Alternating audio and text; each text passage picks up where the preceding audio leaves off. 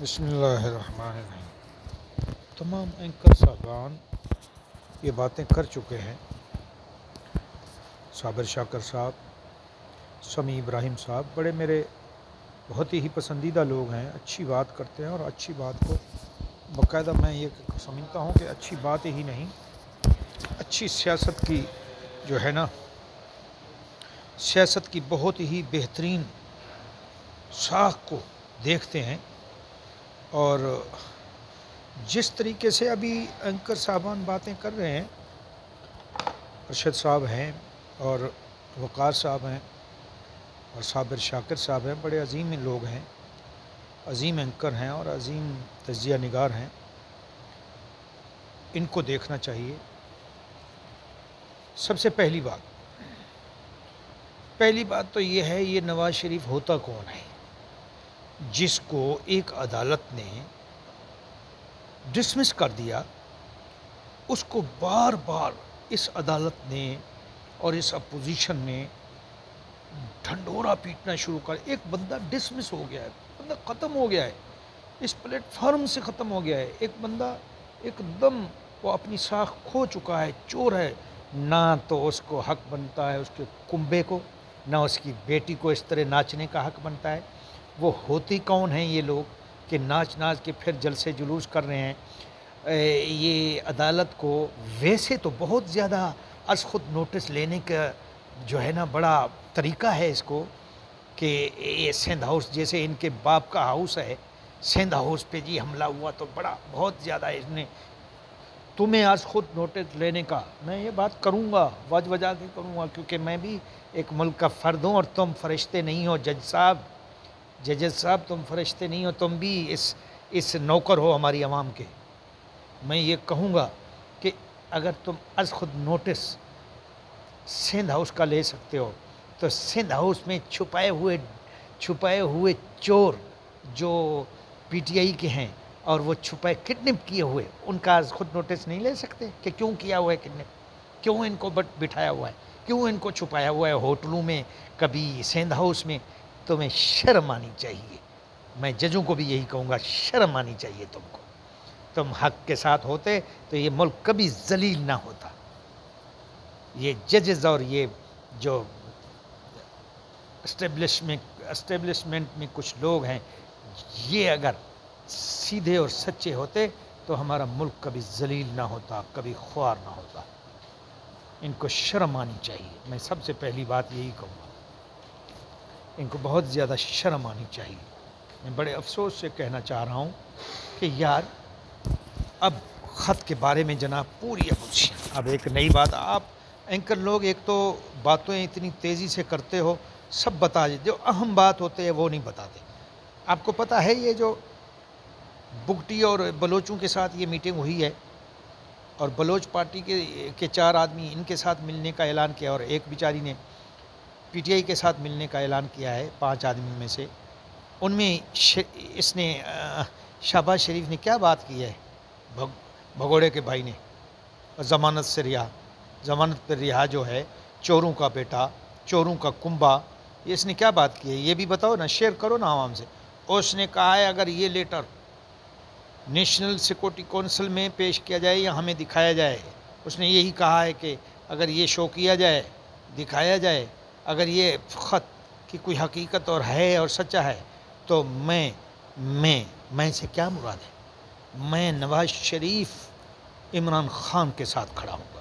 تو پھر آؤ، اب تو خط شو ہو گیا ہے، اب آؤ نا عمران خان کے ساتھ کھڑے ہو جاؤ، پوری مسلم لیگ عمران کے ساتھ کھڑی ہو جائے۔ اگر غیرت ہے تم میں، اگر تم میں شرم ہے، کچھ حیا ہے تو آؤ، شہباز شریف کو بولو کہ آؤ اب عمران خان کے ساتھ کھڑے ہو جاؤ، اب ختم کرو یہ سب، یہ نو کانفیڈنٹ اور یہ سب چیزیں ختم کرو، اب آؤ۔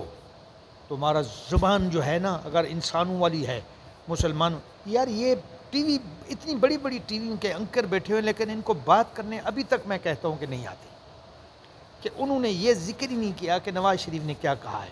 اب اگر خط تو سچا ہو گیا ہے، جو چیف جسٹس کو دکھایا جا رہا ہے اس خط کی حقیقت ہے نا، وہ عام آدمی کو تھوڑا دکھانے کے لیے ہے، وہ چیف جسٹس کو جب دکھایا جا رہا ہے تو وہ خط سچا ہے۔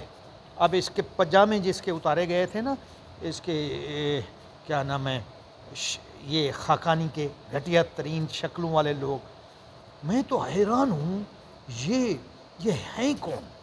میں حیران اس بات پہ ہوں، میں ہوں کو یہ ہیں کون جنہوں نے مسجد کے مولویوں کو اکٹھے کر کے جناب گروپ بنا لیا ہے؟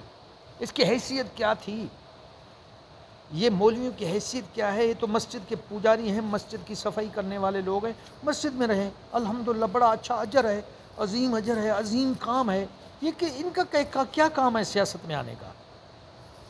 یہ کیوں سیاست کو بدنام کر رہے ہیں، سیاست کو خراب؟ ان کو سیاست میں لانے والے یہی کتے لوگ ہیں، یہی اپوزیشن والے لوگ، یہ جو اپنی کمی پوری کرنے کے لیے، اپنی ہار، اپنی چوری کے ڈرامے ختم کرنے کے لیے ملا کو ملا دیا۔ ارے ملا، تم مسجد کے مسائل نہیں حل کر سکتے، تم دنیا اور قوم کے مسائل کیا حل کرو گے؟ تم چندے پہ پلنے والے حرام کے پیسے سے تم عوام کا کیا مسئلے حل کرو گے؟ مجھے یہ تو بتاؤ ذرا، مجھے اس سے آگاہ کرو، تم عوام کے مسائل کیا حل کرو گے جب تم اپنے نہیں کر سکتے؟ ان مولوی، یہ حمداللہ ہے کہ حمداللہ، اس کو میں کہتا ہوں یہ حرامی آدمی، یہ افغانی ہے، اس نے جھوٹے فراڈ سے شناختی کارڈ اور پاسپورٹ بنوائے ہیں پاکستان میں، افغانی نسل کا آدمی ہے، اور یہ اگلے دن بھی بات کر رہا تھا، وہ کسی اینکر سے ٹی وی پر، سما کی اینکر تھی، تو وہ کہہ رہا ہے جی ہمارا تو دل کرتا ہے اب ہمیں بات کرنے دو نا، جو بات ان کو کڑوی لگے، اچھی سچی، وہ کہتے ہیں نہیں جی چھوڑو نا ہمیں بات کر۔ تم ہوتے کون ہو یار؟ تم مولوی کون ہو؟ میں آج عمران خان کو یہی کہوں گا پھر سے کہ ان سب پر پابندی عائد ہونی چاہیے، قانونی اور غیر قانونی سب۔ یہ کبھی یہ کتی کے بچے کبھی یہ اٹھ کے کھڑے ہو جاتے ہیں، اب اس کے بعد پھر وہ سنی شیعہ کا مسئلہ، اب اس کے بعد یہ لبیک والا مسئلہ، اس کے بعد جناب یہ میلاد والے مسئلے۔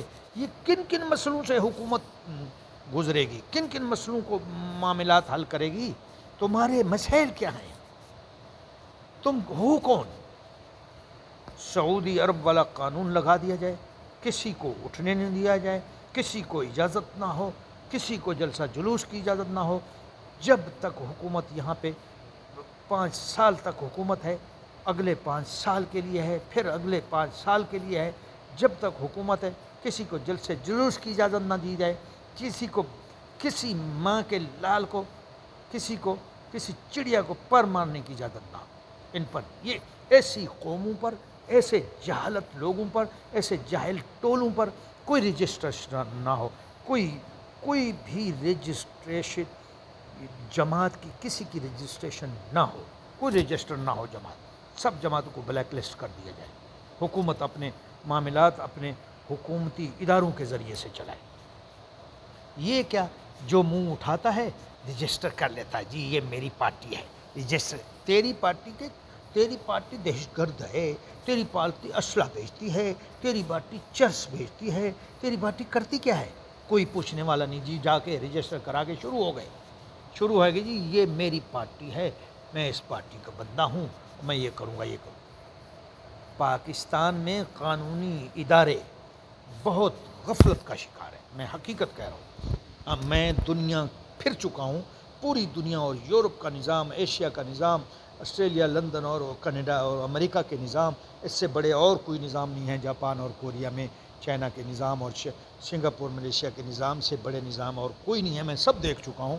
میں حقیقت بتاؤں، جن لوگوں کو، جن کی کوئی حیثیت نہیں ہے، ان کو اگر کھلی چھوٹ دو گے، یہ تمہارے سر بیٹھیں گے، سر سوار ہوں گے، جیسے تم لبیک والوں کو کھلی چھوٹ دی، جیسے جے یو آئی والوں کو کھلی چھوٹ دی، جیسے تم نے عام پارٹیوں کو رجسٹر کر دیا، جی یہ فلانی پارٹی رجسٹر ہوگی، فلانی پارٹی رجسٹر ہوگی، جیسے لشکر طیبہ رجسٹر، لشکر جنگوی لشکر محمدی رجسٹر ہو گیا۔ یہ کیا ہے؟ یہ ملک میں کس قسم کا تماشا لگایا ہوا ہے تم لوگوں؟ اپنے ملک کو چلانے کی ریاست کے ہاتھ میں ہوتا ہے، قانون لاگو کرے۔ اور مجھے ایک شرم سے کہنا پڑتا ہے کہ اس عدالت کو پتہ نہیں ہے کیا حق سچ ہے۔ نہیں، ایک آدمی ناحق کر رہا ہے سر عام، عدالت اس کا از خود نوٹس نہیں لیتی. جو ناحق کر رہا ہے اس کا از خود نوٹس نہیں ہے، اور جو حق کر رہا ہے اس کا از خود نوٹس ہے. شرم کرو کچھ. میں اداروں سے نہیں کہوں گا کہ تم شرم کرو. تم ادارے ہو، کوئی فرشتے نہیں ہو، خدا نہیں ہو ہمارے اوپر. چاہے وہ کوئی بھی عدالت ہو، عسکریت کا ہو، چاہے اسٹیبلشمنٹ کا ہو، چاہے اپوزیشن کا ہو، چاہے حکومت کا ہو، میں سب کو کہتا ہوں جو بھی ادارہ غلط اور ناحق رائے دہی دے گا، وہ اس کو کچلنا چاہیے. عوام کو چاہیے اس کو کچلے، اس ادارے کے خلاف کھڑی ہو جائے. جو عدالتیں فرشتہ نہیں ہیں، آسمانوں سے بن کے عدالتیں نہیں آئی ہوئیں، اس دھرتی پر بنی ہیں، ہمارے پاکستانی قانون کے مطابق بنی ہیں، ہمارے پاکستانی قانون اور اسمبلی کے مطابق بنی ہیں. ان عدالتوں کو اسمبلی اور حکومت کے تحت چلنا چاہیے، اور اس اسٹیبلشمنٹ کو بھی حکومت کے تحت چلنا چاہیے. چوکی داری کرنے والے لوگ ملک کا کوئی بھی نظام گڑبڑ نہیں کر سکتے. انہوں نے ملک کو تباہ و برباد کر دیا ہے، انہی کی وجہ سے تباہ و برباد ہو رہا ہے. اللہ ہمارے ملک کا حافظ و ناصر ہو.